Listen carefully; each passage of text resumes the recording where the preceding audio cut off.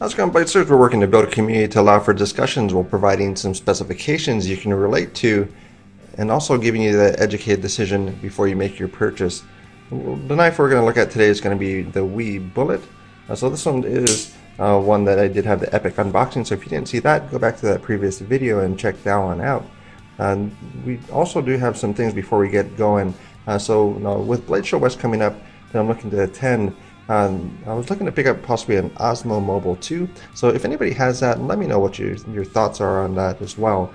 There also is a $10 discount code through GearBest for one of the 5 knives that you guys had voted on as far as the one that you're most interested in. So check that out and make that purchase if you're looking to get that one as well.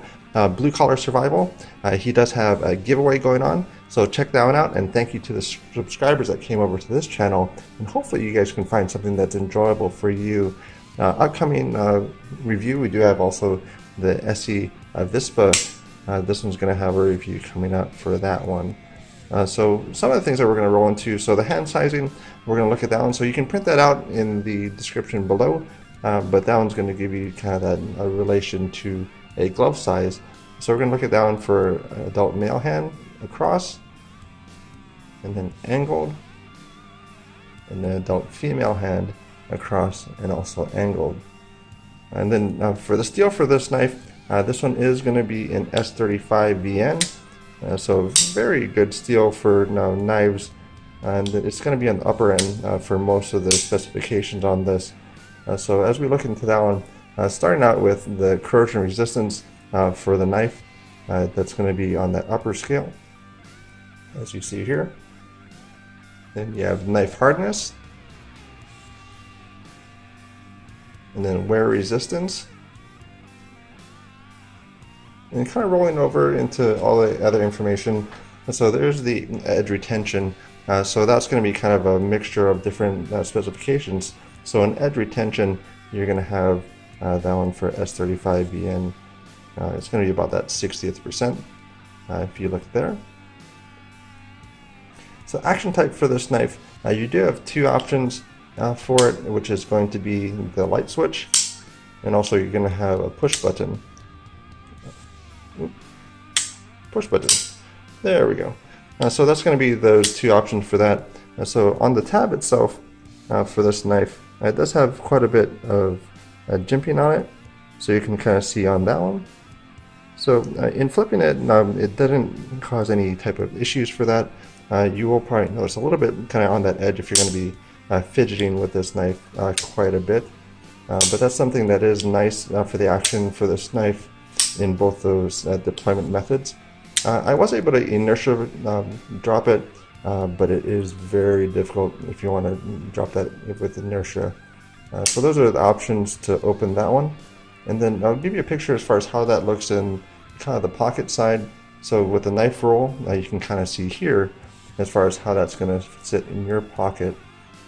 So that pocket clip is still one that I really do enjoy.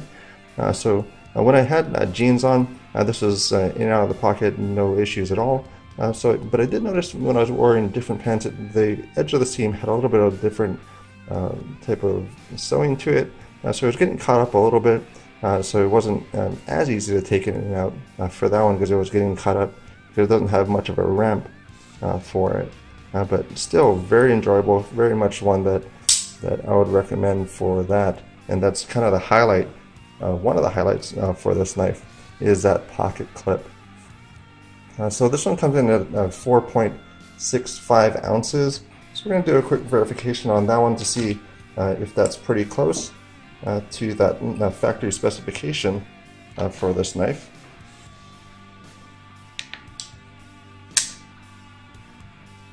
So 4.65. So 4.6. So spot on for that one. And then for this one also, it does have kind of a toothy edge for it. So as you can see in the picture on that, this is done with the Carson pocket microscope. And then taking a picture from that side. So you can see it's a little toothy on that. You can even probably see a little bit of adhesive residue on the blade itself, which is really crazy that you can see that with a little pocket microscope. So if you don't have one, or if you want to just play around with one, pick it up. It's kind of a cool little device. So learn about that through shortcut reviews for that one there. So this one is going to be having a 3.5 inch blade. So you can see those measurements that I did on the tablet. And then the handle should come in about 4.75 for the factory one, so you can see what I got the measurement for the handle there. For the sharpness testing, that came in at 193 grams. So I don't have a clean digital copy of this, so you're going to have a paper copy of that. But that's going to be basically in the utility razor blade. So right below that. So it's going to be actually a little bit higher because 193 is before that 18 grams just for the weight of the fidget spinner. So it's going to be a little bit above 200. So it's going to be about that new high-end cutlery. And so it does have a little bit of tooth to it. So when I was cutting through a few things, it is just really buttery. So I went through some plastic and then some paper. So it is a pass-around knife. So it's not one that I went and put a lot of use on, because this is going to be going on to somebody else. So I do appreciate for providing this knife, as well as the pass-around group, which is organized by Stasa 23 and Zelric 42. So thank you to those folks. A lot of work goes into it, and to help us provide these knives to be able to experience them. So I do appreciate that very much for that. For this one goes in for, currently you can get this for $242, and then with an MSRP of $285. So this one is really a knife that I just really kind of fell in love with. So at first, just the shape of the handle and the shape of the blade was one that it was kind of hard to get used to, at least when I saw it initially on pictures, or I was like, okay, I want to take a look at it.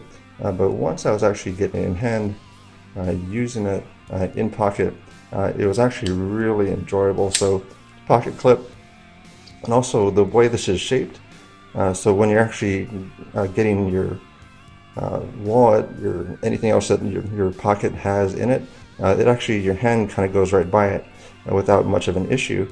And so you actually don't have much interference with this one, even though the blade is a fairly good size on it. So we're going to have a comparison on this one. This one has a little bit different sizing, or different style, or similar style to it. That's going to be this one here, the Kershaw Dividend. So it has that kind of that same shape to it. And then we have a CRKT, the Voss. So beautiful, beautiful hollow grind on this knife. That's one that really draws me to that one. You do have this one here, just similar sizing, nowhere near the price point on it, but the K-Bar Mark 98, first flipper by K-Bar. And then we have this one, which is the Real Steel Griffin. And then one that I actually have had for a while, this is the CH Companion of Honor. This is the 3510. So full carbon fiber, scale on both sides. And then this one has a VG10. And I believe it's about $85, $89 for that one. But that's similar sizing to that. So for those opinions on it, for myself, this one kind of moved onto a short list as kind of like one to buy. And then that's really difficult for me to say, because I'm still that coffee budget guy. So I pick up $100 is kind of a stretch for me as far as picking up a knife. So to say that I would even think about buying a $242 knife, it's like, well, okay then. So that's one thing that's interesting about this. It's been enjoyable, and then probably the more I'd carry it, more I'd use it, it might be something that I would enjoy even further with this one here. But let me know what you think on that. So as far as buy, borrow, or avoid, I would recommend to buy it for the wee Bullit, and then do check that out. And then if you have any questions, let me know in the comments on that. And then also, if you have any opinions on this knife or anything else, let me know in the comments down below as well. And thank you very much for your time.